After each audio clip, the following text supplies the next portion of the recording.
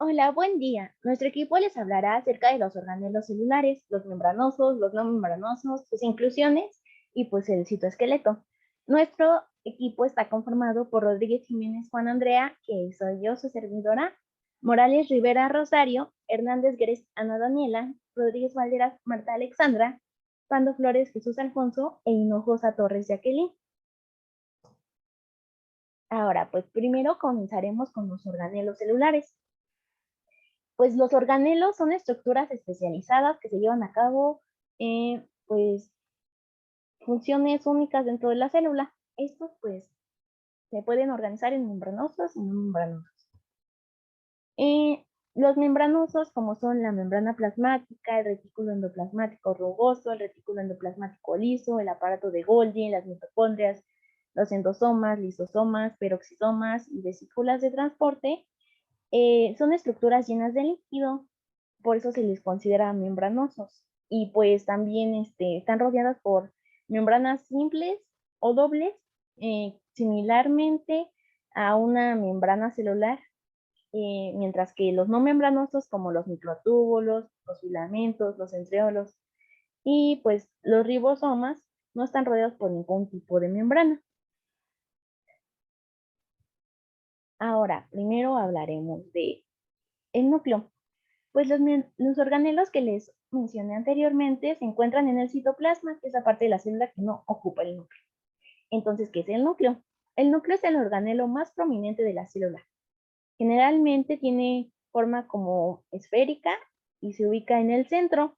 Contiene la mayor parte del ADN, por tanto, pues también regula sus funciones. En sus funciones del núcleo está el control de la actividad celular, metabolismo, crecimiento, división y síntesis de proteínas. Este está constituido principalmente por cuatro partes, que son la envoltura nuclear, el nucleoplasma, la cromatina y el nucleolo. Ahora, hablaremos del citoplasma. Pues ya les dije que aquí se encuentran eh, pues los organelos, pero vamos a ver qué es. El citoplasma constituye la mayor parte de la masa de las células. Se sitúa entre la envoltura nuclear y la membrana plasmática. Tiene pues como apariencia de un gel viscoso y pues está constituido aproximadamente por 75% de agua, sales minerales, pues gran variedad de iones, azúcares, proteínas, ácidos grasos y nucleótidos. En el citoplasma pues tiene lugar la síntesis de proteínas y su degradación, así como pues también el desarrollo de la mayoría de las reacciones del metabolismo intermedio de la célula. Como aquí se encuentran suspendidos los diferentes organelos y estructuras celulares, pues para poder organizarlos existe una amplia red de fibras proteicas, pues llamada citoesqueleto. Ahora vámonos con los organelos primero membranosos. Como primero tenemos a la membrana plasmática. Esta es una bicapa lipídica formada por fosfolípidos, proteínas y carbohidratos. Esta pues aísla la célula del ambiente externo, regula el paso de sustancias, capta los cambios en el exterior y pues puede responder a ellos. También permite la interacción entre las células y actúa como una barrera selectiva y semipermeable. Esta, a pesar de ser una estructura pues delgada, es resistente y posee una alta plasticidad. ¿Qué quiere decir esto? Que le permite a la célula plegarse y extenderse según las necesidades de la célula. El control de transporte selectivo de iones y moléculas polares a través de la membrana es una función realizada por una gran variedad de proteínas insertadas aquí en la membrana plasmática. Otras proteínas también insertadas aquí trabajan como transportadores, se desempeñan como receptores y transmiten señales desde el exterior hacia el interior de la célula. O pues algunas otras son enzimas que participan en transformaciones metabólicas asociadas con la membrana. Pues para desarrollar sus diversas funciones, la membrana plasmática presenta polaridad. Esto es que pues la composición de la cara externa de la membrana es pues distinta a la cara interna. Ahora vamos con el siguiente organelo, que es el retículo endoplasmático rugoso. Este es un sistema, bueno, primero, el retículo endoplasmático es un sistema de túbulos, vesículas y grandes sacos planos membranosos interconectados. Una indicación de su importancia en el funcionamiento celular es que a menudo constituye más de la mitad de las membranas totales de la célula.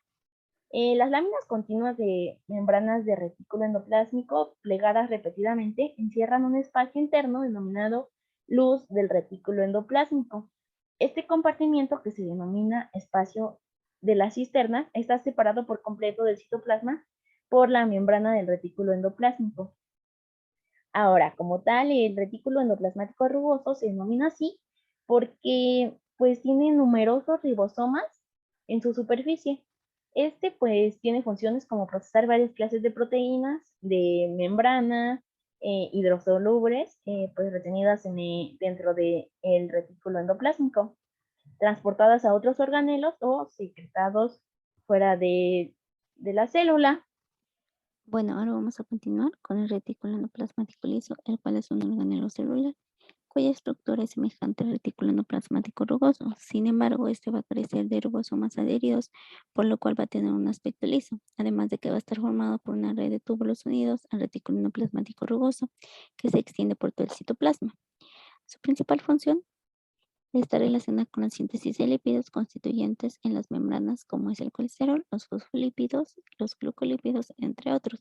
Igualmente va a estar relacionada con la síntesis de esteroides, como es la hormona esteroidea derivada de él. También va a intervenir en la degradación de sustancias tóxicas o drogas. El aparato de Golgi es un organelo celular eucariota que tiene un núcleo verdadero. Va a estar compuesto por 3 sacos membranosos aplanados que reciben el nombre de cisternas, las cuales se disponen formando pilas llamadas dictosomas. En primer lugar, vamos a tener a la cisterna cis, la cual es la que se va a encontrar más próxima al retículo endoplasmático rugoso, del cual recibe vesículas de transición que contienen las proteínas que serán transformadas. En segundo lugar, está la cisterna intermedia, las cuales se encuentran en las zonas intermedias del aparato de Golgi entre la cisterna cis y las trans. Y por último, la cisterna trans, la cual se va a encontrar direccionada a la membrana plasmática y dirigida al retículo endoplasmático liso. Es aquí que las vesículas de transporte salen para actuar en distintos lugares del organismo. Su función es recibir y modificar químicamente proteínas y lípidos que han sido constituidos en el retículo endoplasmático, separándolos para expulsarlos de la célula. También van a elaborar la mayoría de las células de las plantas. Asimismo, es un centro de reparto, ya que desde aquí salen vesículas con moléculas procesadas hacia la membrana plasmática y también van a intervenir en la formación de los lisosomas. Sin embargo, no es todo lo que pueden realizar.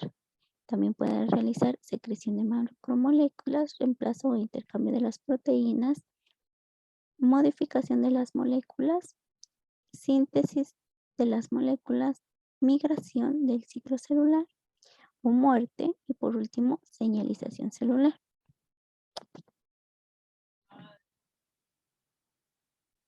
Las mitocondrias son los organelos celulares que generan la mayor parte de la energía química necesaria para activar las reacciones bioquímicas de la célula.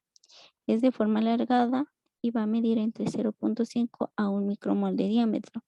Se va a encontrar en el citoplasma y su número puede variar dependiendo del tipo de célula. La estructura de las mitocondrias se va a componer de 3 espacios diferentes. Las crestas mitocondriales, el espacio intermembranoso y la matriz mitocondrial. Todo esto va a estar recubierto por una membrana doble lipídica semejante a la membrana celular, pero compuesta mayormente de proteínas. En primer lugar, la cresta mitocondriales es un sistema de crestas o pliegues que conecta con las membranas mitocondriales de vez en cuando, permitiendo así el transporte de materiales al interior del organulo y ejerciendo funciones enzimáticas catalizadoras concretas. En segundo, el espacio intermembranoso está entre dos membranas mitocondriales, en donde existe un espacio rico de protones y hidrogeniones, fruto de los complejos enzimáticos de la respiración celular, así como las moléculas encargadas del transporte de ácidos grasos al interior de la mitocondria, en donde se procesará su oxidación.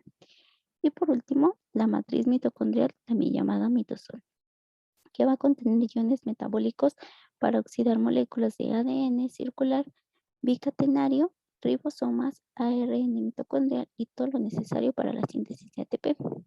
Aquí mismo tiene lugar el ciclo de Krebs y la beta-oxidación de ácidos grasos, así como reacciones de síntesis de urea, grupos hemos, por lo cual va a generar una cantidad importante de energía química que luego es liberada al citoplasma celular.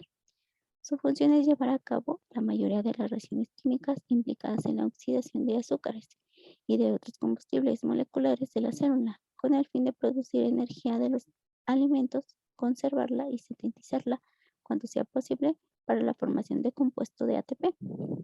Es precisamente en la mitocondria donde la célula almacena la mayoría de las enzimas y metabolitos implicados en los procesos celulares tan importantes como es el ciclo de ácido tricarboxílico y la oxidación de grasas, la cual tiene lugar en la matriz semifluida que llena el interior de la mitocondria.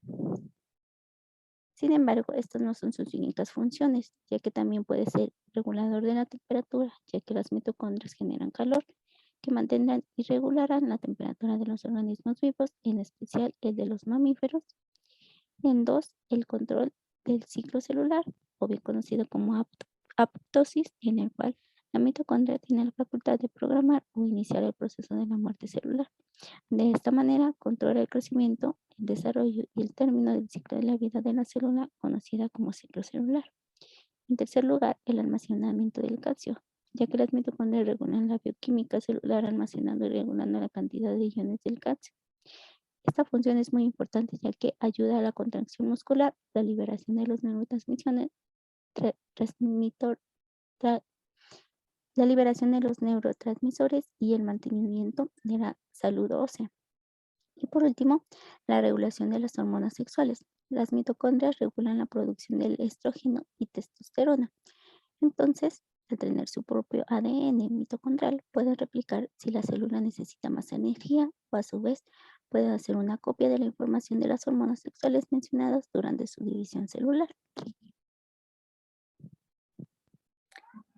Los endosomas son orgánulos que se encuentran presentes en las células de los animales y de los hongos, aunque también se encuentran en otros seres vivos. Su estructura está formada por varias vesículas membranosas que van formando en el citoplasma, en el organelo de Golgi o bien en diferentes lugares de las membranas plasmáticas, las cuales llegan a sufrir varias transformaciones, los cuales son catalogados por primarios y tardíos, hasta poderse convertir en lisosomas. En el caso de los primarios, se encuentran compuestos por varias vesículas endocíticas que se fusionan y tienen una estructura tubular que les permite funcionar como medio de transporte por el citosol. Contienen un pH de 6.5 debido a que su membrana posee una bomba protónica ATPasa que transforma hidrogeniones desde el citosol hacia el interior del endosoma y está ubicado en la periferia de la célula. En el caso de los tardíos, se forman con fragmentos de los endosomas tempranos o endosomas de migración cerca del aparato de Golgi. Tienen una ubicación más central dentro de la célula y un pH que oscila entre 5.5 a 6.5, el cual es un poco más ácido que el de los endosomas tempranos. Esto les permite facilitar la función de las enzimas hidrolíticas que reciben el aparato de Golgi, formando finalmente los lisosomas o orgánulos especializados en degradación. ¿Qué función tiene? Su función es destinada principalmente al reciclaje tanto de células como de vacuolas o lisosomas en plantas, hongos y animales. Además de ello, también cumplen con la labor de introducir material al interior de la célula proveniente del exterior a través del mismo mecanismo que utilizan los glóbulos blancos al momento de combatir cualquier agente extraño que pueda ingresar al torrente sanguíneo.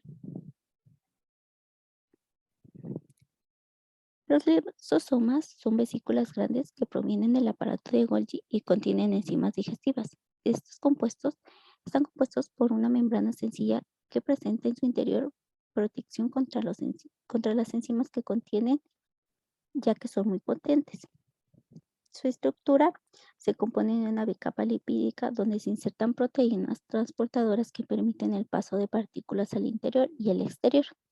Dentro de dicha capa se encuentran los numerosas enzimas que procesan las partículas que pueden ser alfa-glucosidasa, colagenasa, elastasa, ribonucleasa y lipasa. Tales enzimas funcionan como sustratos específicas y pueden clasificarse según las moléculas que procesan. La proteasa degrada proteínas. Las nucleasas de tipo DNasa y RNasa procesan ácidos nucleótidos. Los, los glucósidos se descomponen por los lisosimas y glucosidasas, los lípidos por fosfolipasas y lipasas, los fosfatos de moléculas orgánicas por fosfatasas y los esteres de sulfato por arisulfatasas. Su función se va a encargar de degradar y digerir y distribuir sustancias a todo aquello que está dentro de la célula, o bien que puede ser dañino para la célula, y también a las que entran desde afuera, como puede ser organelos que presenten defectos, microorganismos, proteínas dañinas, entre otras. Esta digestión tiene 4 finalidades. La primera finalidad es el reciclaje. En esta se procesa la molécula para poder reciclarlas en el metabolismo de la célula y al convertirlos en moléculas más simples que puedan ser utilizadas de nuevo. Todo esto se puede hacer con la finalidad de evitar el desperdicio y el gasto energético. La segunda finalidad es la eliminación. Por este medio, la digestión elimina organelos o proteínas que se hayan deteriorado con el tiempo, ya que dichos organelos deteriorados pueden llegar a generar especies reactivas de oxígeno que causan el envejecimiento. Entonces, los lisosomas tienen la capacidad de englobar a estos organelos por completo e incluso porciones de citoplasma que necesitan ser renovados. La tercera es la regulación. Este proceso ayuda también a regular el crecimiento celular, dando balance a la célula y regulando la homeostasis celular, la cual mantiene a la célula en balance ante posibles cambios externos. Sin embargo, en casos de que la célula esté completamente deteriorada, los lisosomas llegan a apoptosis o muerte celular programada, donde se autodestruye la célula. La cuarta y la última es la colaboración, en donde los lisosomas colaboran para deshacerse de amenazas externas como bacterias o virus, procesándolos para deshacerlos y expulsarlos ya inactivos. Bueno, como tal, ahora corresponde hablar de los peroxisomas. Estos son orgánulos redondeados delimitados por una membrana. Su diámetro es de 0.1 a 1. Como tal, en este caso se ve la biogénesis o la formación de nuevos peroxisomas, el cual se puede producir de dos formas. Uno, por estrangulamiento, o dos, desde cero. Por estrangulamiento es el crecimiento y división de los preexistentes. Este proceso de división de un peroxisoma empieza cuando sus membranas entran en contacto con los del retículo endoplasmático, lo que permite el traspaso de lípidos de la membrana hacia el peroxisoma en crecimiento. Para esto hay que hacer énfasis en la relación entre el peroxisoma y el retículo, el cual resalta por su importancia en la regulación en la movilidad de los peroxisomas dentro de la célula. Por lo que una vez que se produzcan los dos peroxisomas nuevos, irán madurando a medida que van incorporando proteínas desde el citosol. Esto respecto al crecimiento se tiende a ver de otra manera, debido a que se sugiere que se puede darse por vesículas que han sido emitidas desde el retículo endoplasmático, aunque no hay evidencias claras que lo respalden. La otra, que es desde cero, se ve por la generación a partir del retículo endoplasmático y de las mitocondrias, cuando no hay peroxisomas previos en la célula. Esto se tiende a ver cuando se eliminan, por lo que es necesario generar nuevos y funcionales. Para esto hay que ver una pequeña parte interna, que son las peroxinas, las cuales son proteínas asociadas a las membranas de las peroxisomas. Como tal se considera que hay 12, las cuales se ven presentes en el reconocimiento y en la incorporación de las proteínas desde el citosol, además de que también son importantes durante el crecimiento del mismo. En teoría, en ausencia de peroxisomas en una célula, las peroxinas empiezan a sintetizar en el citosol y sus secuencias de inserción en membrana buscan las más parecidas a las de las peroxisomas, las cuales tienden a ser las de las mitocondrias o las del retículo endoplasmático, por lo cual se tiende a considerar que tienen una amplia cantidad. En este caso, los peroxisomas suelen llevar a cabo numerosas y variadas funciones en relación a estas cosas, debido a que son metabólicas. Normalmente esto en cooperación con otros orgánulos celulares. Para llevar a cabo esto se consideran dos procesos metabólicos importantes como principales. Uno es el metabolismo de lípidos y el otro es la protección celular frente a los peróxidos y moléculas oxidativas perjudiciales. Por ejemplo, en los mamíferos se ven degradadas los lípidos de cadenas muy largas, los lípidos ramificados, los de aminoácidos, las poliaminas y participan también en la biosíntesis de plasmalógenos y en ciertos precursores del colesterol, por lo cual se ha estimado que en células en cultivo el 10 al 20% de los peroxisomas están en contacto con los lisosomas, por lo cual cabe recargar que eso es importante debido igualmente que con el retículo, se ven debido a que estos dos orgánulos cooperan en el metabolismo del colesterol, por lo que cuando los peroxisomas fallan, se produce una acumulación de colesterol en los lisosomas que puede ser patológica, por lo cual hay que tener en consideración esto. También se considera que el contacto entre los peroxisomas y las gotas de lípidos sirven para transferir lípidos desde las mismas gotas hasta los peroxisomas. Para lo siguiente son las vesículas de transporte. En esto primero hay que tocar lo que es el modelo de transporte vesicular. Para esto hay que entender que las moléculas transitan de un compartimiento a otro incorporadas en vesículas que se forman, uno en el compartimiento de origen y dos pasan y se fusionan con el compartimiento de destino. Eso tiene dos formas, que uno es el constitutivo y el otro es el regulado. El constitutivo no es selectivo, se puede considerar, por así decirlo, por defecto, debido a que no hay una selección en la carga incluida en las vesículas de transporte, estando en la misma concentración que en el compartimiento dador. Mientras tanto, en el regulado se ve selectivo, debido a que se apartan proteínas seleccionadas de la vía que requieren de clasificación y distribución específica. Para lo siguiente viene siendo primero las COPI, que son las vesículas que se forman en las zonas de transición del retículo endoplasmático, las que se ven, por lo que se ven recubiertas de tipo COP, ¿sí? Que son en la formación de estas cubiertas, y de la vesícula. En este participan varios tipos de proteínas citosólicas. Estas se ensamblan en este orden en la superficie citosólica de las membranas de la zona de transición. Las proteínas que se forman así aparecen para realizar dos funciones: cooperar en la formación de vesículas y participar directa o indirectamente en la selección de las cargas, las cuales son proteínas que han de ser incluidas en las vesículas. La siguiente es la tlartina, que tal como su nombre lo dice, su componente proteico principal es la tlartina, el cual es un complejo proteico altamente conservado, que consiste en 3 cadenas polipéptidas grandes y 3 pequeñas, que forman una estructura nombrada triskelion. Se cree que el brote revestido de esta se produce por fuerzas generadas en el ensamblaje de las proteínas de la cubierta sobre la superficie citosólica de la membrana. En este proceso se considera a una proteína que se une a la GTP denominada ARF, aunque este proceso aún está rodeado de muchas dudas y pues no se tiene del todo planteado. Las vesículas revestidas de tlartina como tal no son todas iguales, aunque parece que el revestimiento de tlartina sí es el mismo en cada caso. Las adaptinas son diferentes y median la captura de diferentes receptores. Y ahora sigue el coatómero. El coatómero es el revestimiento de estas vesículas, el cual consiste en un gran complejo proteico llamado, como su nombre lo dice, coatómero, el cual se encuentra formado por 7 subunidades proteicas de revestimiento, las cuales se llaman COP, de COP protein. Por 10 menos una de ellas presenta homología de secuencia con las adaptinas de las vesículas, las cuales se encuentran revestidas de tlartina, pero difieren estructuralmente de esta última.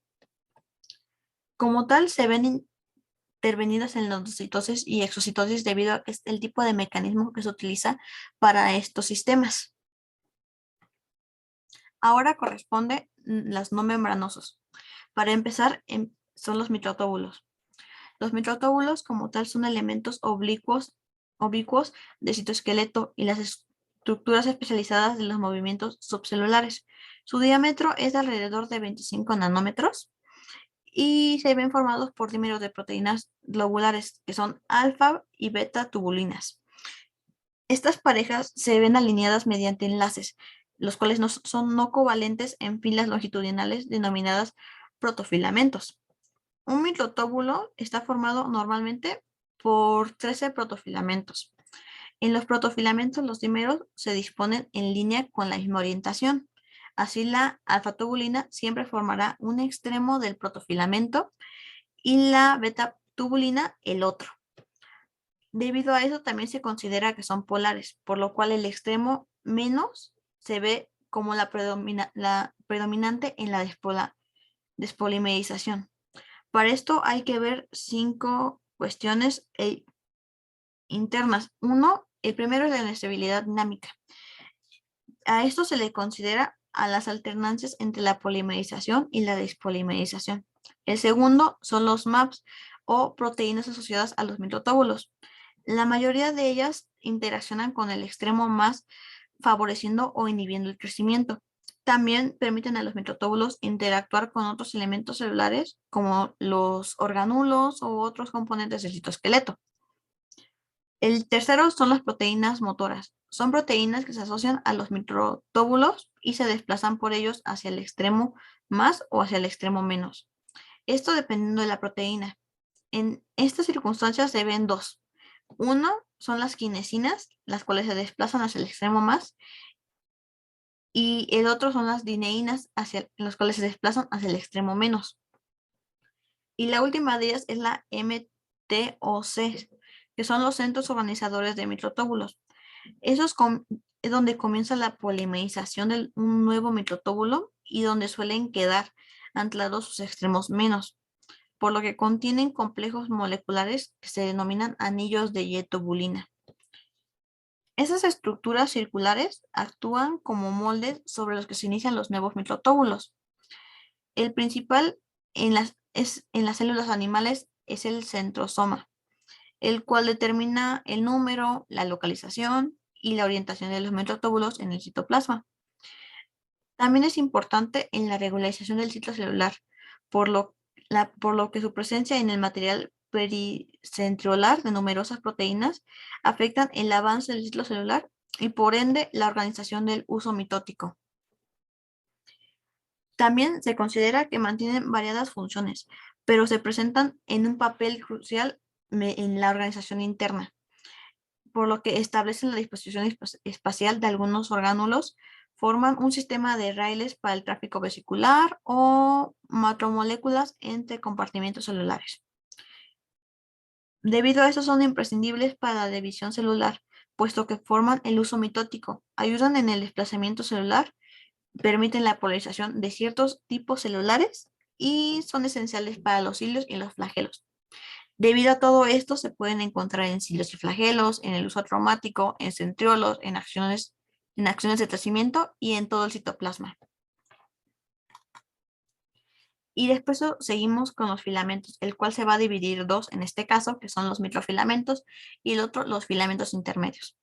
Para los microfilamentos tenemos que considerar que son de actina, debido a que por lo que abundan en la membrana plasmática. Estos miden un alrededor de 3 a 7 nanómetros de diámetro. Son polarizados y se puede decir que son de dos variantes y realizan una afinidad de funciones. Estos se forman por la polimerización de una proteína globular denominada actina, tal y como su nombre lo dice, valga la redundancia. Hay dos variantes, una el alfa y dos la beta-actina. La beta-actina aparece mayormente en las células animales. La alfa-actina abunda en el músculo. La actina es una proteína citosólica muy abundante, por lo que representa aproximadamente el 10% de las proteínas citosólicas, ella sola. Por lo que una parte se encuentra formada de los filamentos de F-actina y el resto son proteínas no polimerizadas que son G-actina, por lo que poseen un extremo denominado más y otro denominado menos, como se mencionó, es polarizado.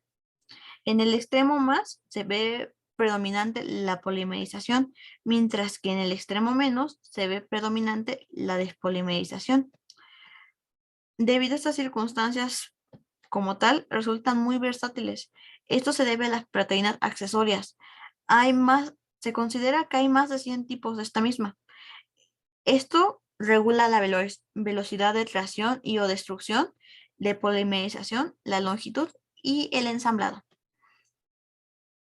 Las proteínas accesorias se puede clasificar desde su acción, por lo cual se consideran 5. 1. Afectan a la polimerización. 2. Afectan a la organización tridimensional.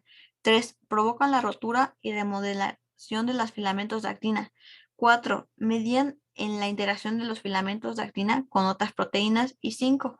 Son intermediarias que permiten la unión de los filamentos de actina a estructuras celulares. También entre este tema hay que considerar otra cuestión, debido a que gran parte de las funciones que realizan los filamentos de actina se deben a su asociación con unas proteínas motoras denominadas miosinas. Estas fuerzas pueden arrastrar estructuras celulares a lo largo del filamento de actina o desplazar unos filamentos de actina sobre otros. Los filamentos de actina que se encuentran próximos a la membrana plasmática, en la denominada corteza celular, también se ven partícipes en procesos de formación de vesículas, como son la macropinocitosis y la fagocitosis. Ahora continuamos con el otro, que son los filamentos intermedios. Estos se ven formados de diversas proteínas y tienen una clasificación. Su diámetro es aproximada de 8 a 15 nanómetros. Son más estables en el tiempo que los microtúbulos y los filamentos de actina. Y también son más resistentes a altas concentraciones iónicas. Como tal, en la célula hay dos sistemas de filamentos intermedios, uno en el citoplasma y otro en el núcleo. Por lo que se puede considerar de la siguiente manera.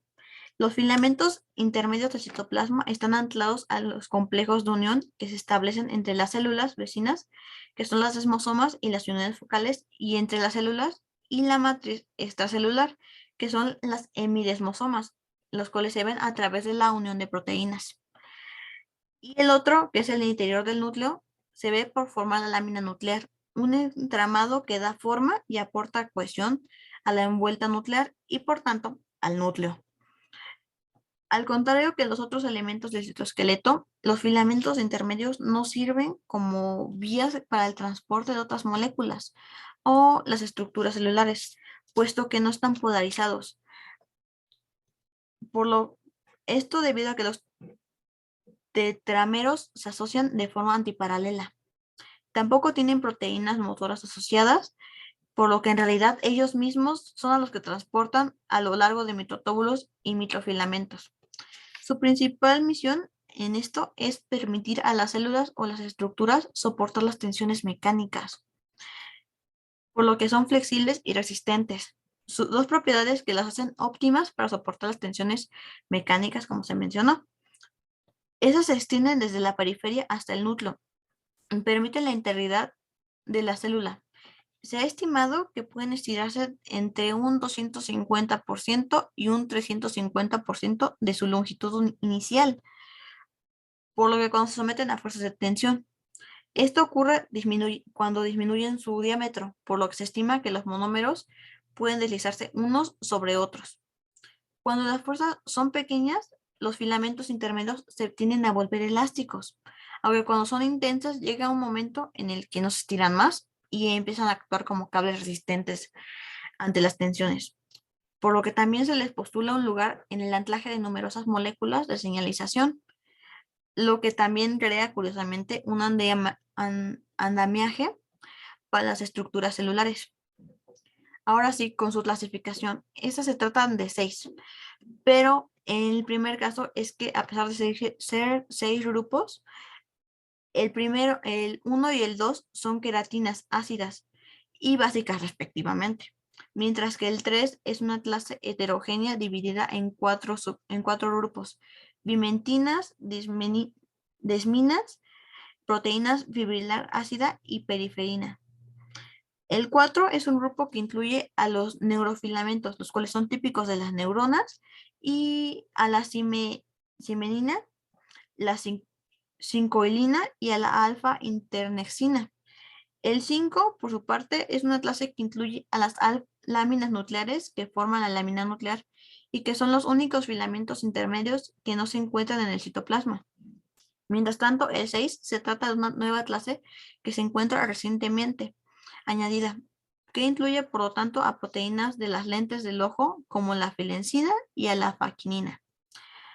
En relación a todo esto, se puede decir que hay más de 80 enfermedades humanas que se encuentran asociadas a los defectos en los filamentos intermedios, entre las que se pueden encontrar, por ejemplo, a las miopatías, la esclerosis lateral amiotrófica, el Parkinson, las cataratas, entre otros. Ahora corresponde hablar de los centriolos. Los centriolos son estructuras formadas por microtóbulos. Estas son de suma importancia en el momento de la división celular. En humanos, el centriolo maduro o como tal es un cilindro que mide de 150 a 500 nanómetros de altura y unos 250 nanómetros de diámetro alrededor. La altura resulta variable y no se sabe todavía cómo se establece. Sus paredes están formadas en la mayoría de los casos por 9 tripletes de microtóbulos, los cuales se encuentran dispuestos longitudinalmente. Además de una estructura también se consideran polarizadas. De los 3 microtóbulos que forma cada triplete, solo el más interno, o el que se conoce como microtóbulo A, tiene una estructura de microtóbulo completo, con sus 13 protofilamentos, mientras que el B y el C son incompletos, debido a que nada más cuentan con 10 protofilamentos y comparten 3 del A y 3 del B respectivamente. A la parte distal del centriolo maduro solo llegan los microtóbulos A y B, mientras que el C resulta más corto. En el interior del extremo proximal de los centriolos jóvenes existen estructuras proteicas a modo de rueda de carro que permiten la consistencia y organización espacial de los 9 tripletes de microtóbulos. Para esto existen dos formas de producir microtóbulos. Uno, que es la forma más común, es a partir del centriolo previo existente, que hace de plataforma para la formación de uno nuevo. Esto ocurre en el extremo proximal, el extremo menos de los microtóbulos del otro centriolo preexistente. La otra es centriolos basales de nuevos, en los cuales no participa ningún otro previo. Una vez visto todo eso, son considerados organizadores de la interfase y la mitosis, pues cuando los cromosomas se condensan para la mitosis, ayudan a formar el uso mitótico, llevando a cabo un papel muy importante que permitirá la citocinesis. Además, entre sus funciones también se puede apreciar la formación de centrosomas, puesto que reclutan las moléculas que forman el material pericentriolar, que son considerados los anillos de Y-tubulina y que hay en la matriz pericentriolar en los verdaderos nucleadores de microtóbulos. La localización de los centriolos en el citosol forman parte de los centrosomas, el cual es importante para mantener la organización de muchas células o para permitir su desplazamiento, puesto que ayudan a crear una diferenciación entre el frente de avance y la parte trasera de la célula. Esto parece depender de la interacción entre los microtóbulos. Vamos a pasar con los ribosomas. Un ribosoma es una partícula celular hecha de ARN y proteína que sirve como el sitio para la síntesis de proteínas en la célula. El ribosoma lee la secuencia de ARN mensajero y, utilizando el código genético, se traduce una secuencia de bases del ARN a una secuencia de aminoácidos. Los ribosomas se van a encargar de sintetizar las proteínas necesarias para la célula. Las elaboradas por los ribosomas libres van a ser utilizadas por la propia célula, mientras que las sintetizadas por los ribosomas adheridos al retículo endoplásmico van a ser de secreción o para las membranas. Vamos ahora con la estructura de los ribosomas. Los ribosomas se van a formar por dos subunidades y cada una de ellas va a estar formada por ARN y por proteínas ribosomales. Vamos a tener la subunidad grande, que esta va a tener una protuberancia central y dos laterales, con un frente y una espalda. Y la subunidad pequeña. Aquí las protuberancias de la subunidad grande van a ayudar a que se inserte la subunidad pequeña, que tiene solamente una cabeza y una plataforma. En la subunidad mayor van a haber 3 sitios o hendiduras necesarias para que los ARN de transferencia se inserten y completen su proceso de traducción a proteínas. Estos sitios van a ser el sitio A o aminoacídico, donde se va a insertar el aminoácido ARNT, que va a llevar el primer aminoácido. vamos a tener el sitio P o peptídico. Aquí se va a insertar el peptidil ARNT que va a llevar la cadena de péptidos y a las proteínas como resultado. Y por último vamos a tener al sitio E. Este es el sitio final, a donde el ARNT del sitio P se desplaza y reemplaza al ARNT que estaba en este sitio. Ahora pasaremos a las inclusiones celulares. Les voy a dar una introducción sobre qué son y dónde es que se encuentran. Bueno, las inclusiones citoplasmáticas son estructuras o materiales que se almacenan en el citoplasma.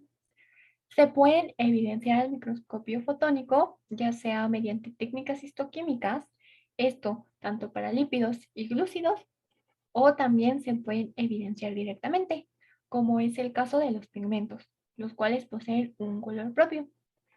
Las inclusiones se localizan en el citoplasma, pero no son considerados organoides, sino elementos que resultan del metabolismo celular o que han sido incorporados del medio extracelular y que se alojan en el citosol.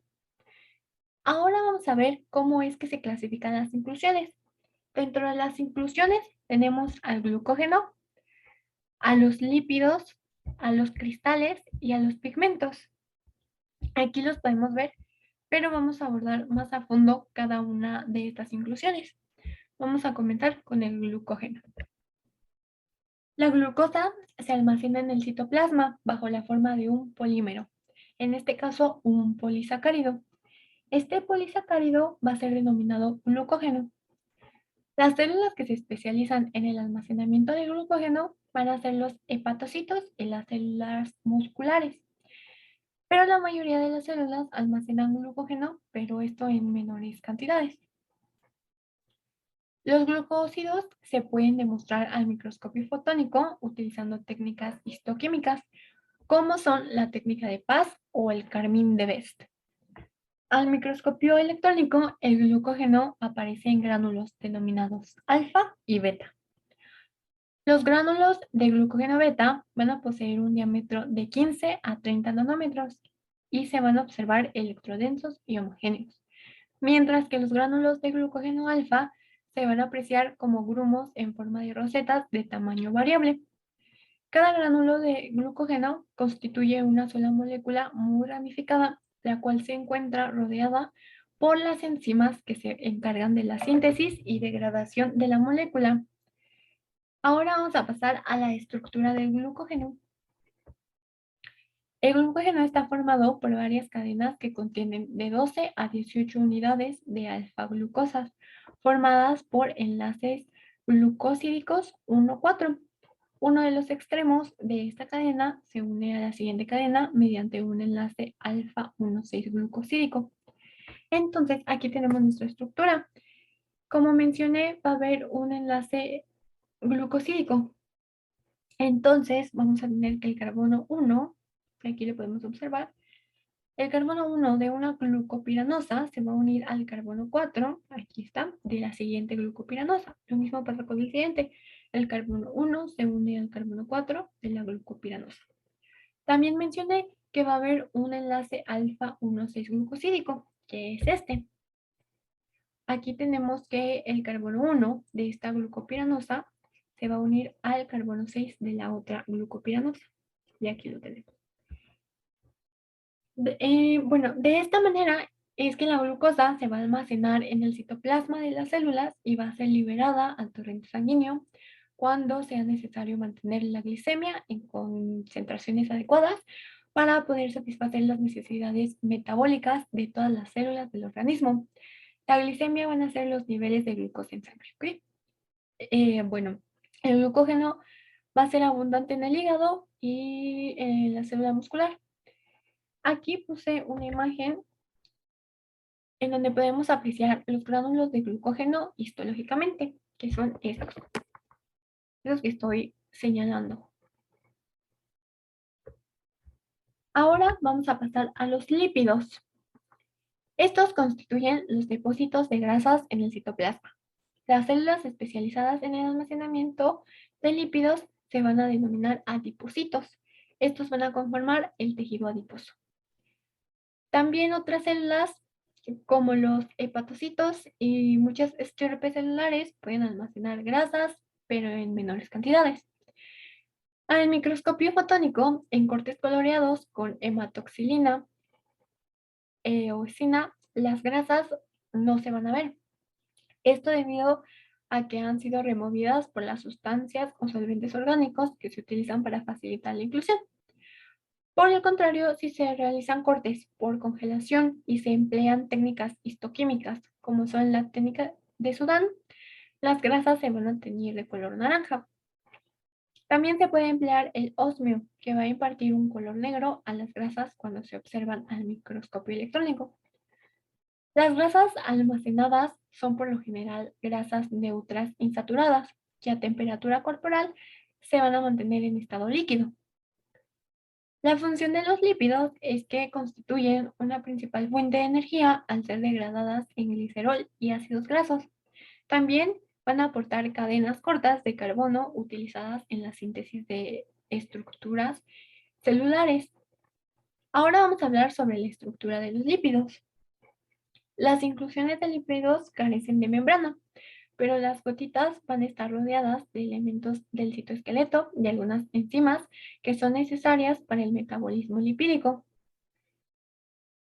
Todos los lípidos van a tener carácter anfipático, van a tener un doble comportamiento, van a presentar una cabeza polar hidrofílica que tiene afinidad e interacciona con el agua y también dos colas apolares hidrofóbicas que van a repeler el agua. Aquí yo les puse un ejemplo de un lípido que es el colesterol. Aquí en esta imagen histológica podemos apreciar los gránulos de lípidos que son estos. Vamos a empezar con los cristales. Los cristales van a estar formados por condensaciones de minerales que se encuentran dentro de la célula. Ciertas células poseen en su citoplasma o en la luz del retículo endoplásmico estructuras en forma de cristales, algunas de las cuales han sido reconocidas por microscopistas como inclusiones normales. Desde el punto de vista bioquímico, se sugiere que son de naturaleza proteica y que posiblemente contribuyen a una forma de almacenamiento de ciertos compuestos. Algunos virus forman inclusiones cristalinas observables en el núcleo o citoplasma de las células infectadas. En el testículo humano, las células de Leydig poseen cristales citoplasmáticos de 3 micras de grosor y hasta más de 20 micras de largo. Estos cristales son denominados cristales de Rank. Estos fueron descubiertos en el año 1896. Estos son de forma variable y sus extremos pueden ser redondos o afilados. Estos van a carecer de afinidad por los colorantes comunes, pero pueden ser coloreados con azucarmina. Van a ser isotrópicos a la luz polarizada y al microscopio electrónico van a presentar una estructura altamente organizada. Estos cristales van a aparecer en el testículo desde la pubertad. Aquí yo les puse otra imagen histológica donde podemos ver los cristales de oxalato cálcico en la epidermis de la cebolla, que sería estos. Por último, vamos a pasar a los pigmentos. Los pigmentos son inclusiones que poseen color propio y gracias a esto no van a necesitar coloraciones para poder ser observadas al microscopio fotónico. Estos pigmentos se van a dividir en dos. Entonces, se van a clasificar en pigmentos endógenos que van a ser sintetizados por las células y en pigmentos endógenos que van a provenir del medio ambiente y van a ser incorporados al citoplasma de las células. En los pigmentos endógenos vamos a tener a la hemoglobina, a la melanina y a la lipofuscina. En los pigmentos exógenos están los carotenoides y los minerales. Aquí yo les puse una imagen de los pigmentos endógenos donde los podemos observar mejor.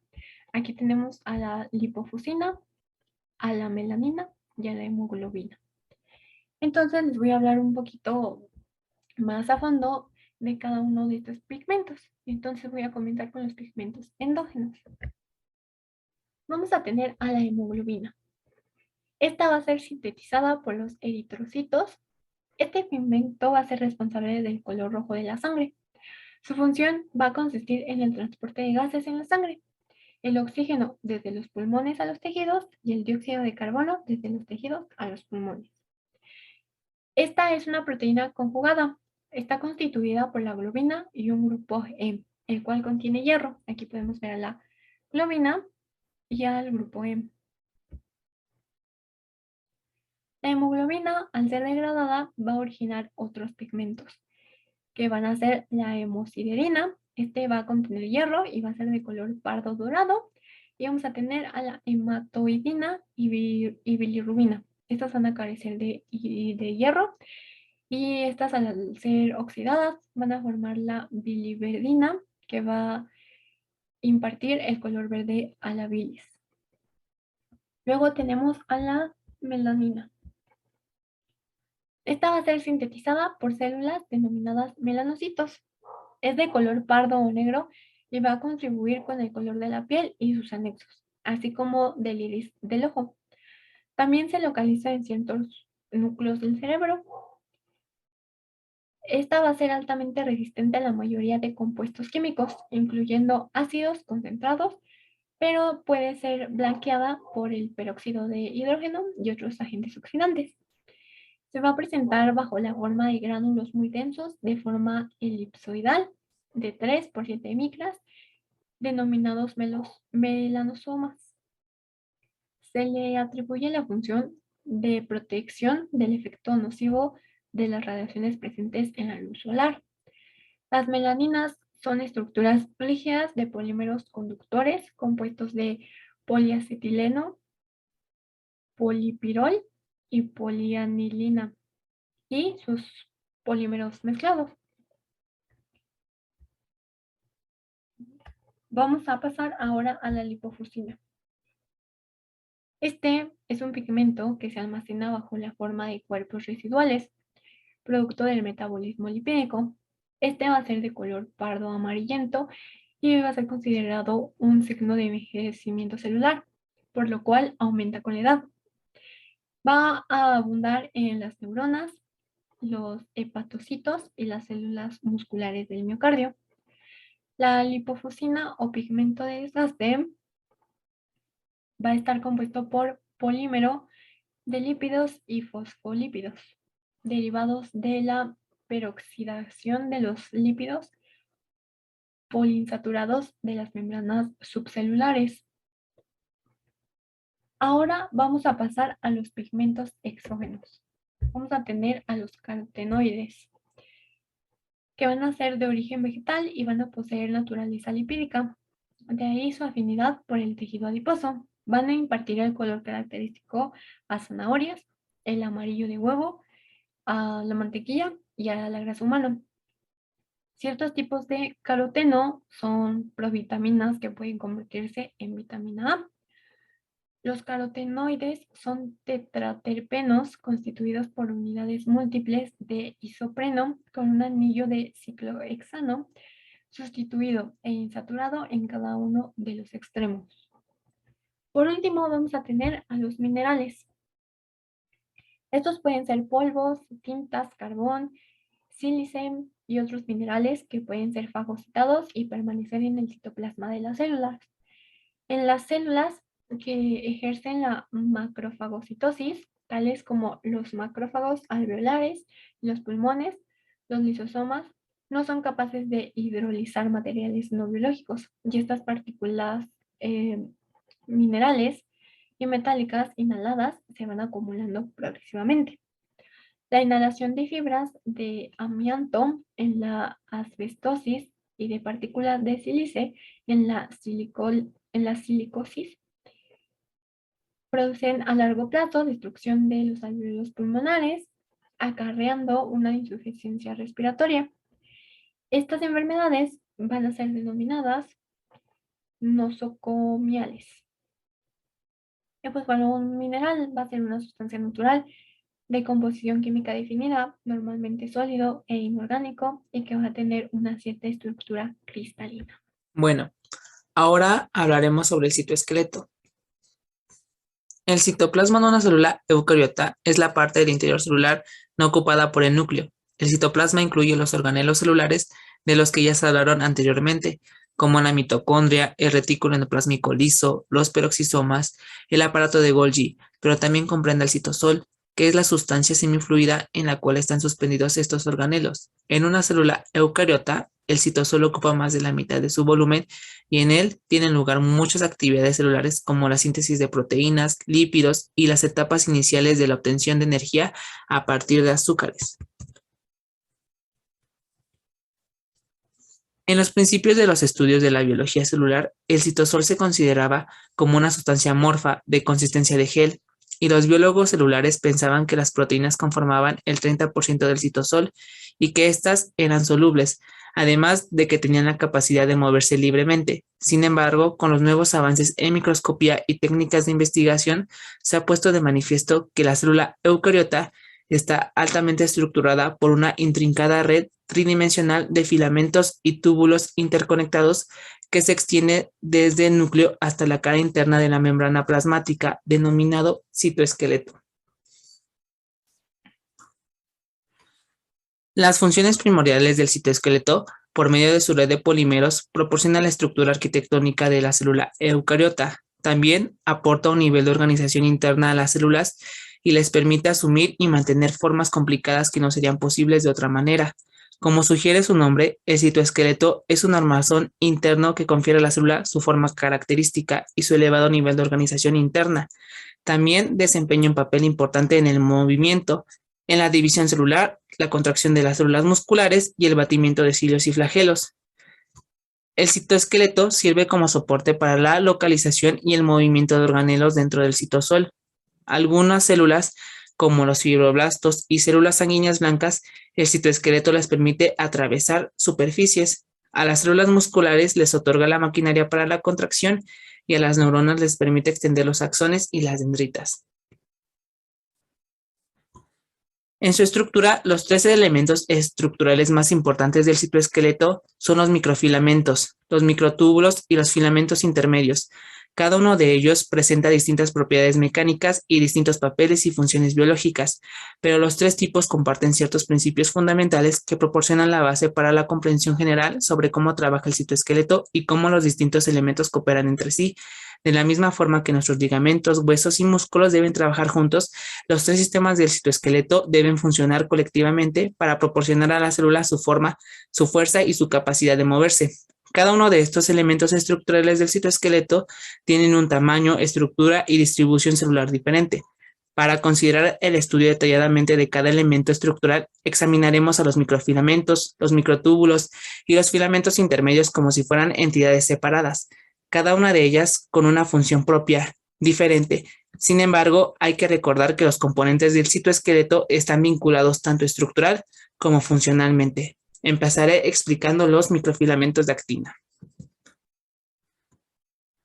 Los microfilamentos de actina son los filamentos más pequeños del citoesqueleto, con un diámetro de 7 nanómetros. El aspecto mejor conocido de los microfilamentos de actina es la función que desempeñan en las fibras contráctiles de las células musculares, donde interaccionan con filamentos de miosina más gruesos para provocar la contracción del músculo. Sin embargo, no son exclusivos de las células musculares, están presentes en casi todas las células eucariotas y participan en muchos otros fenómenos que incluyen varias funciones locomotoras y estructurales. Además, los microfilamentos son importantes en el desarrollo y mantenimiento de la forma celular, pues estas poseen una intrincada red de microfilamentos justo debajo de la membrana plasmática que se denomina córtex celular, que aporta rigidez estructural en la superficie de la célula y facilita los cambios de forma y el movimiento celular.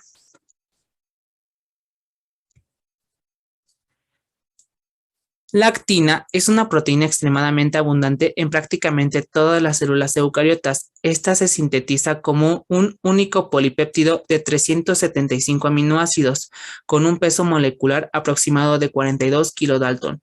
Una vez sintetizada, se pliega tomando una forma similar a una U, con una cavidad central con un ATP o ADP. Las moléculas individuales de actina se denominan actina G y tienen sitios de unión que median la interacción cabeza con cola con otros dos monómeros de actina, de tal manera que los monómeros de actina polimerizan para formar microfilamentos. Esta forma se conoce como actina F o actina filamentosa.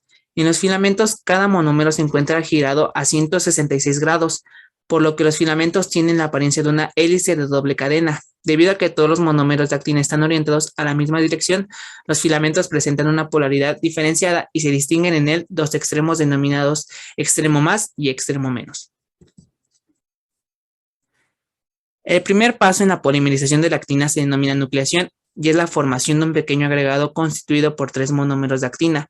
Los filamentos de actina son entonces capaces de crecer por la adición reversible de los monómeros a ambos extremos del filamento, pero en el extremo más crece de 5 a 10 veces más rápido que el extremo menos. Los monómeros de actina unen también el ATP, el cual se hidroliza a ADP. Tras el ensamblaje del filamento, y aunque no es necesario para la polimerización, se ha descubierto que los monómeros que tienen unido ATP polimerizan más rápido que aquellos que tienen unido ADP.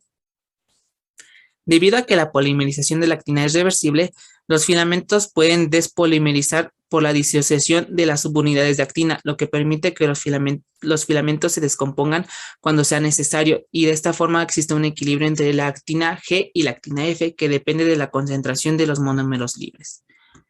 Los dos extremos de un filamento de actina crecen a velocidades diferentes, de tal manera que los monómeros añaden de 5 a 10 veces más rápido al extremo denominado más que al extremo denominado menos, o de crecimiento lento. Esto debido a que la actina unida ATP que se encuentra en el extremo más se disocia con menos facilidad que la actina unida ADP que se localiza en el extremo menos.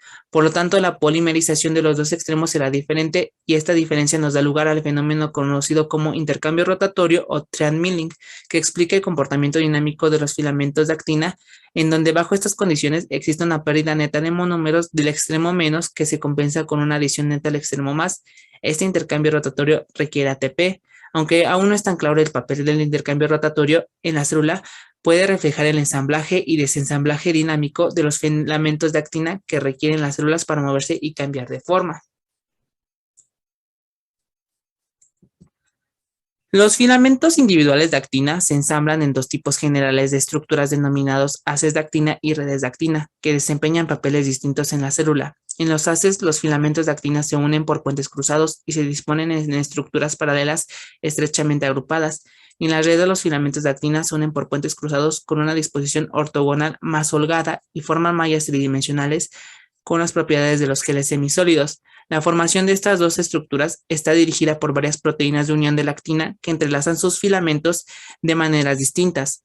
Todas las proteínas de unión relacionadas con los puentes cruzados contienen al menos dos dominios de unión a la actina, lo que les permite fijar y entrecruzar dos filamentos diferentes.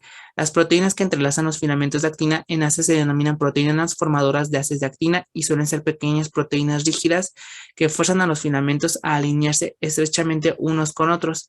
Por otro lado, las proteínas que organizan los filamentos de actina en redes tienden a ser proteínas largas y flexibles, que pueden establecer puentes de unión entre filamentos perpendiculares.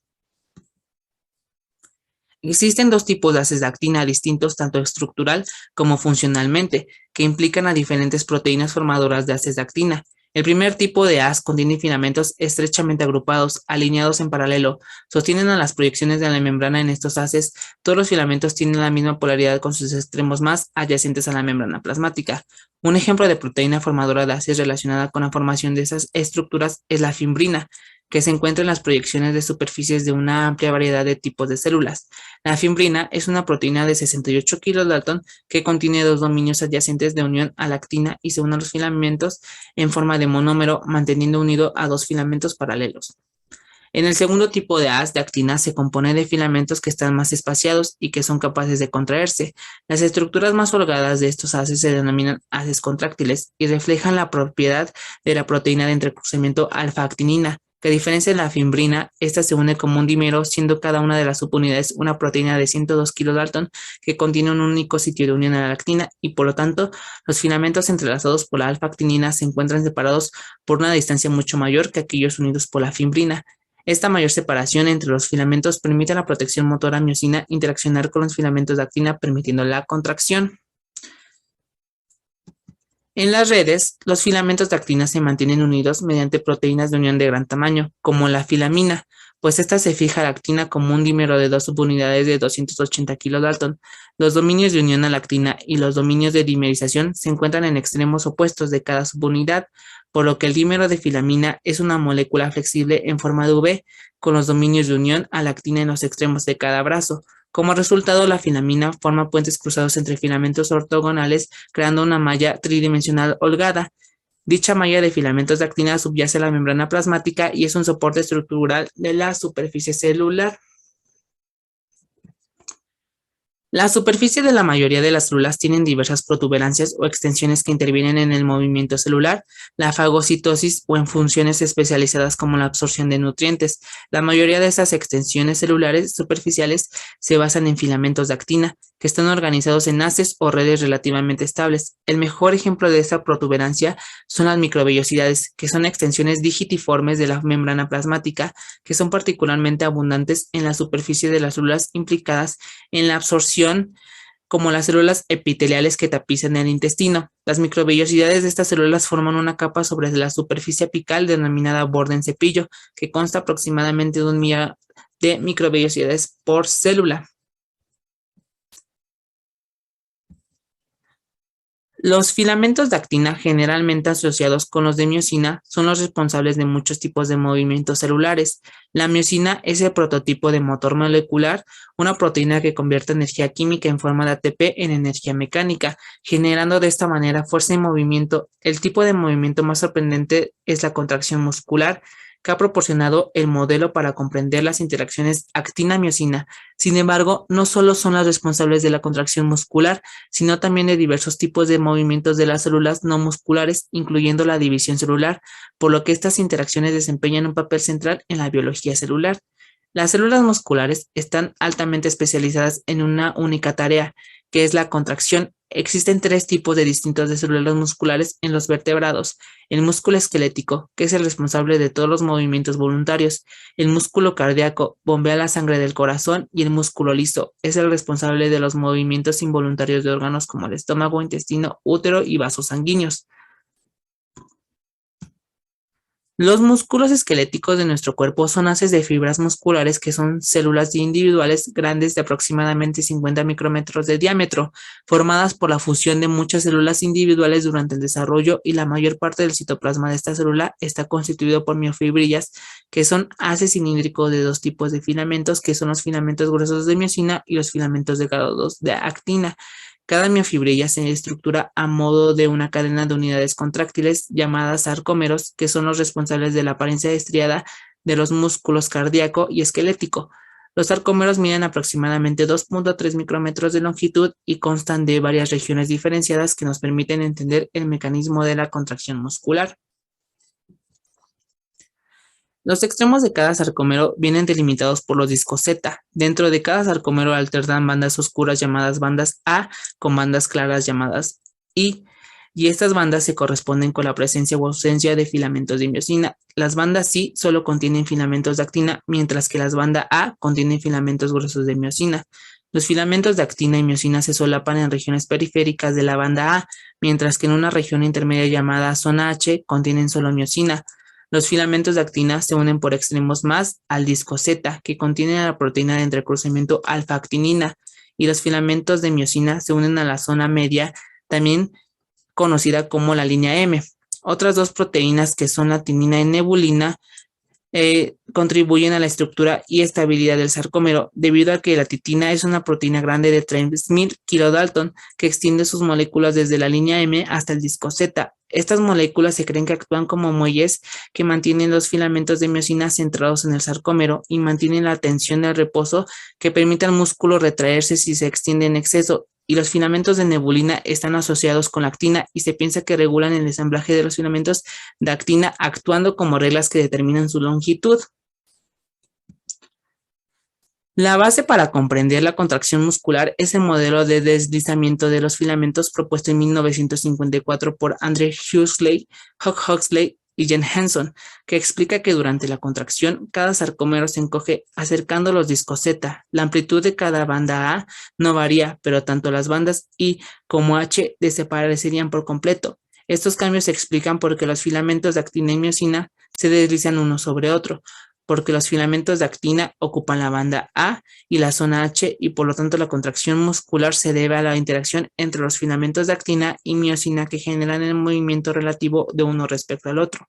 La base molecular de esta interacción es la unión de la miosina a los filamentos de actina, lo que permite a la miosina funcionar como un motor que dirige el deslizamiento de los filamentos.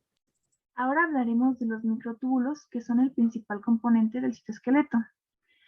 Tienen forma de una varilla rígida hueca de aproximadamente 25 nanómetros de diámetro. Al igual que los filamentos de actina, estos son estructuras dinámicas que están continuamente ensamblándose en la célula. Sus principales funciones son el movimiento celular, como el transporte intracelular, el posicionamiento de vesículas de membrana y de los organelos, así como también determinan la forma celular. Participan en la separación de los desmosomas durante la mitosis, debido a que los microtúbulos se reorganizan por completo durante la misma. En cuanto a su estructura, se componen de un único tipo de proteína globular, denominada tubulina.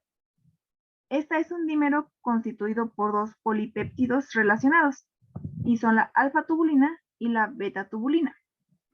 Además, podemos encontrar un tercer tipo, la gamma-tubulina, que se localiza específicamente en el centrosoma y participa en el ensamblaje de los microtúbulos. Estos dímeros forman la unidad funcional y estructural de los microtúbulos. Estos dímeros van a polimerizar para formar a los microtúbulos, que generalmente consisten en 13 profilamentos lineares ensamblados alrededor de un centro hueco. El centrosoma es un centro organizador de donde se extienden los microtúbulos que se anclan por medio de su extremo menos. Está localizado junto al núcleo. Y durante la mitosis, los microtúbulos se extienden a partir de centrosomas duplicados para formar el uso mitótico, que es el responsable de la segregación y distribución de los cromosomas a las células hijas, por lo que el centrosoma va a participar en la organización intracelular de los microtúbulos.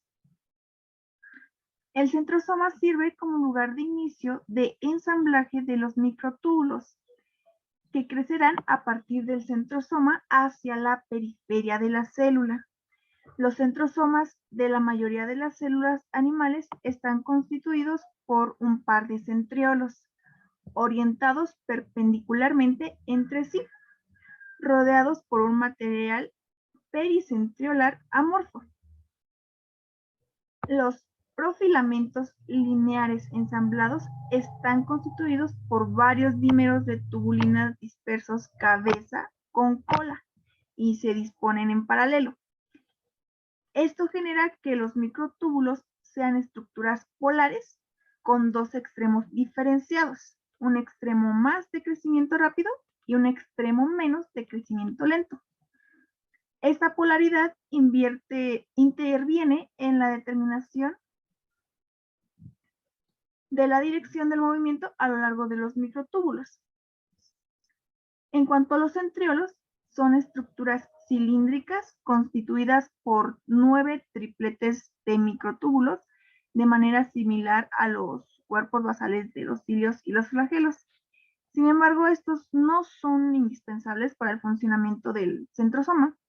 No parecen ser necesarios para el ensamblaje o la organización de los microtúbulos que emanan desde el centrosoma, que terminan en el material pericentriolar, no en los centriolos. Y es el material pericentriolar el que inicia el montaje de los microtúbulos. Pero si se eliminan estos centriolos, da como resultado la dispersión de los contenidos del centrosoma y baja la renovación de los microtúbulos.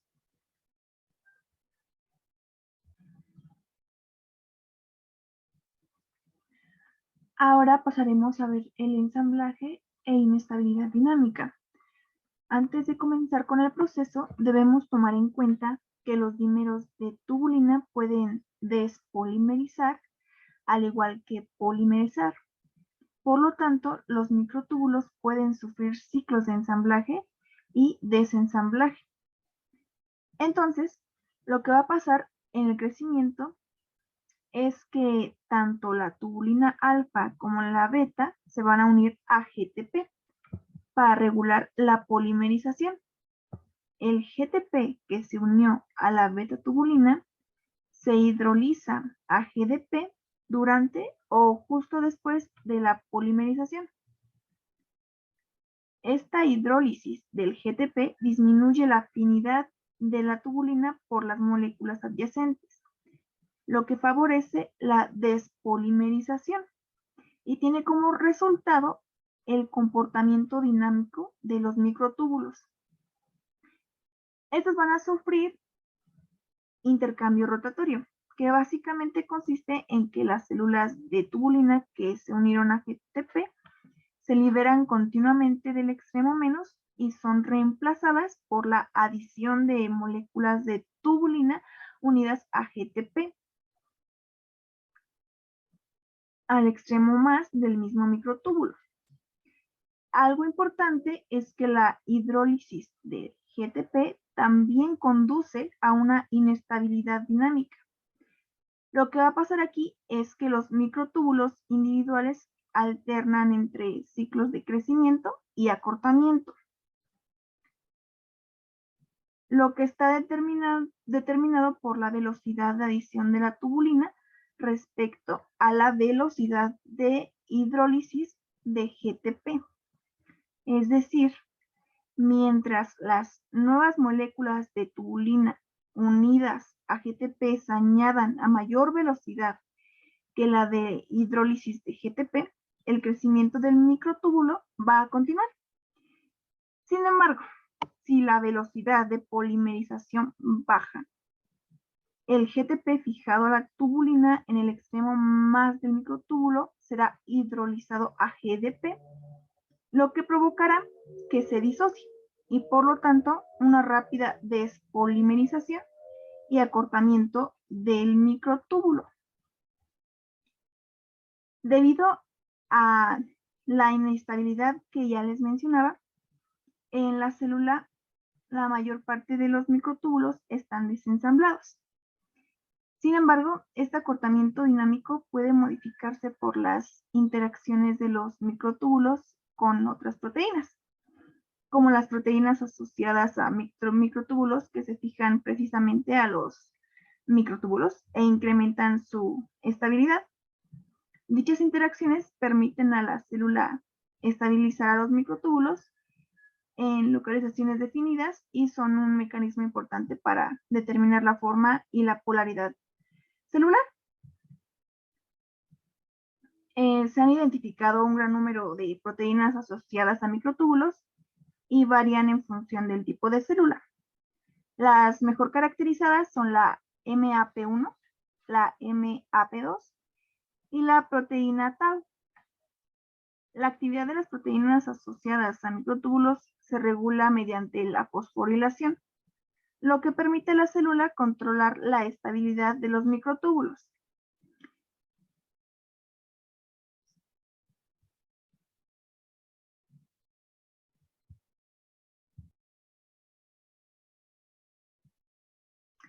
Ahora veremos lo que son los filamentos intermedios.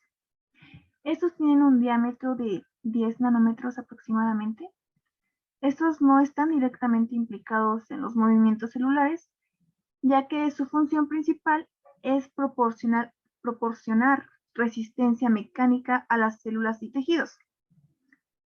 Este tipo de filamentos están conformados por más de 50 proteínas diferentes, que han sido clasificadas en 6 grupos, de acuerdo con las similitudes entre sus secuencias de aminoácidos.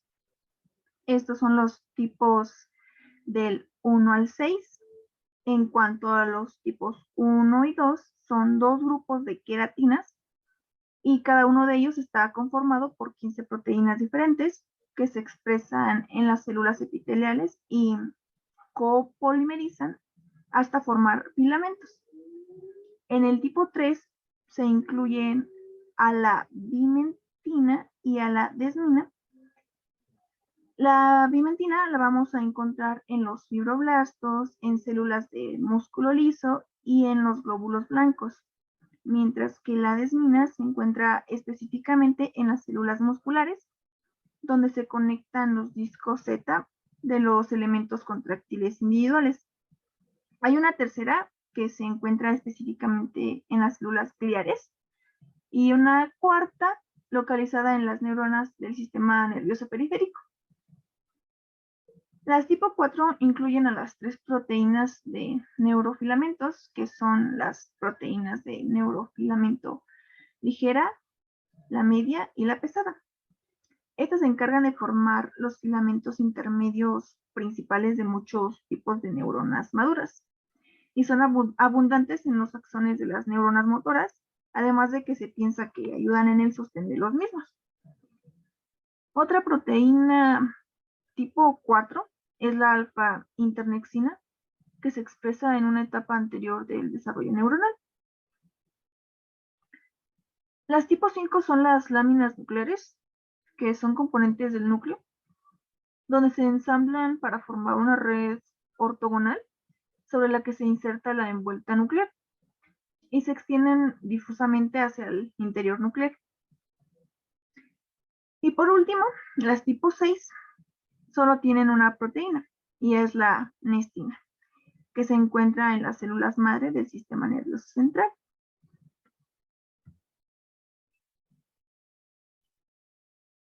La estructura de las proteínas de este tipo de filamentos tienen un dominio alfa en hélice como eje central, conformado por 310 aminoácidos aproximadamente, a excepción de las láminas nucleares que tienen 350.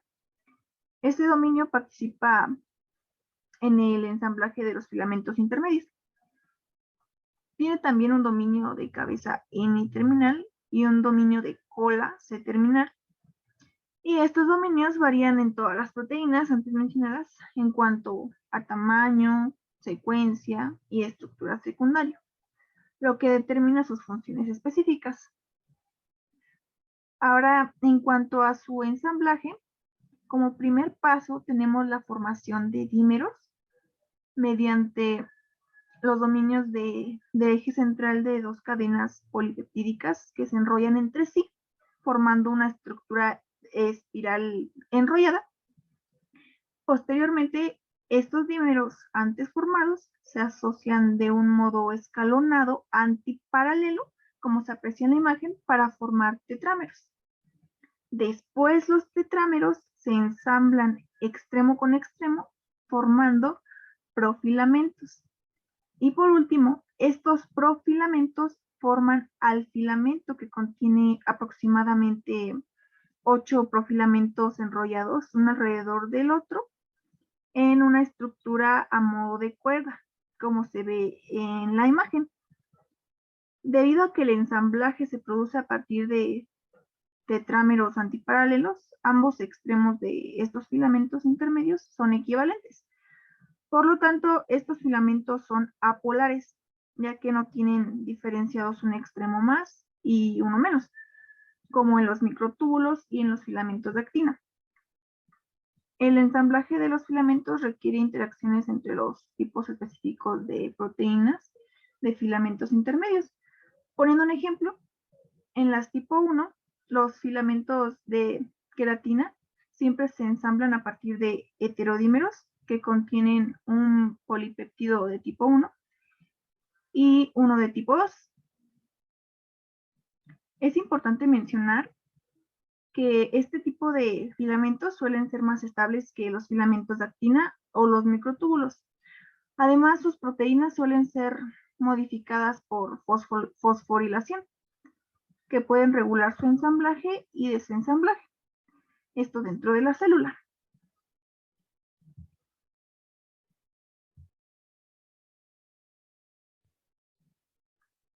Ahora, en cuanto a su organización intracelular, Estos filamentos forman una elaborada red de citoplasma que se extienden a partir de un anillo que rodea al núcleo hasta la membrana plasmática.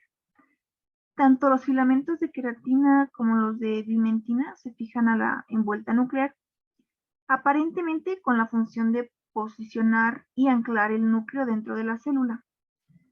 Además, los filamentos intermedios pueden asociarse no solo con la membrana plasmática, sino también con los otros elementos del citoesqueleto. Estos proporcionan un andamiaje que integra a los componentes del citoesqueleto y organiza la estructura interna de la célula. Los filamentos de queratina de las células epiteliales están fuertemente anclados a la membrana plasmática en dos áreas especializadas de contacto celular, que son los desmosomas y los hemidesmosomas. Los desmosomas son uniones entre células adyacentes, en las que los contactos células-células están mediados por proteínas transmembrana relacionadas con las caderinas. En el lado del citoplasma, los desmosomas se asocian con una placa densa, característica de proteínas intracelulares, a la que se anclan los filamentos de queratina. Estos anclajes están mediados por la desmoplaquina, que se va a encargar de unir y vincular a los filamentos intermedios a otras estructuras celulares. De modo que los filamentos de queratina que se anclan a ambos lados de los desmosomas van a proporcionar estabilidad mecánica a todo el tejido. En cuanto a los hemidesmosomas, son uniones en las que los filamentos de queratina se unen a las integrinas a través de otros miembros de la familia de las plaquinas, como es la plectina. En otras palabras, los desmosomas los unen a regiones de contacto célula-célula y los hemidesmosomas a regiones célula-sustrato.